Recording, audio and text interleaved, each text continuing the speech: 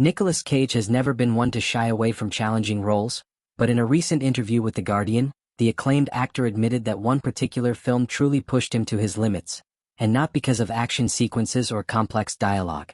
Instead, it was the deeply personal and self-referential nature of the role that made it so difficult. The film in question? The Unbearable Weight of Massive Talent, a meta-comedy in which Cage plays a fictionalized version of himself, a character named Nick Cage. Reflecting on the experience, the 61-year-old star said, "I think the hardest performance was the unbearable weight of massive talent, because I was playing a character called Nick Cage and I couldn't hide behind it." For an actor who's built a decades-long career portraying wildly different characters, from treasure hunters to warlords, vampires to sorcerers, the act of playing a version of himself left Cage feeling vulnerable in a way he hadn't anticipated.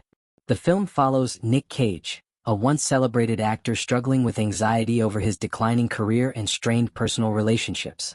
He's haunted by his relationship with his ex-wife Olivia, played by Sharon Horgan, and his daughter, portrayed by Lily M. O'Sheen.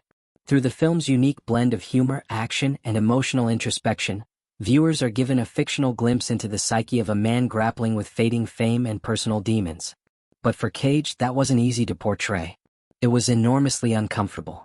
"I felt very naked," he admitted, "and in some ways embarrassed that I was even playing a part that referred to himself as Nicolas or Nick Cage."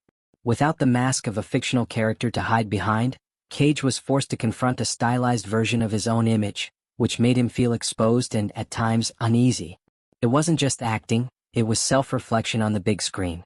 While fans might think they saw the real Cage in the movie, the actor clarified that the character is still very different from who he actually is.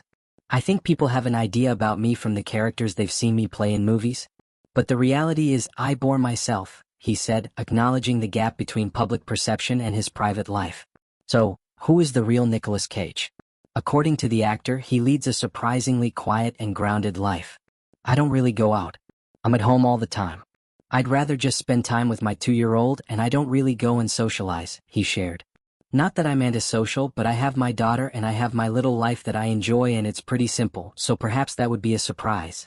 These revelations paint a picture of a man who, despite being one of Hollywood's most recognizable faces, finds peace and fulfillment not in the spotlight, but in the small, quiet moments of family life. Far removed from the eccentric or over-the-top characters he often plays, Cage's real persona is marked by introspection, simplicity, and a desire for normalcy. His reflections also raise deeper questions about identity and fame. What does it mean to play yourself when that self is a public image crafted over decades? For Cage, the experience was not only artistically challenging but emotionally taxing. Yet it's precisely that honesty and willingness to take risks that have made him such a compelling figure in film.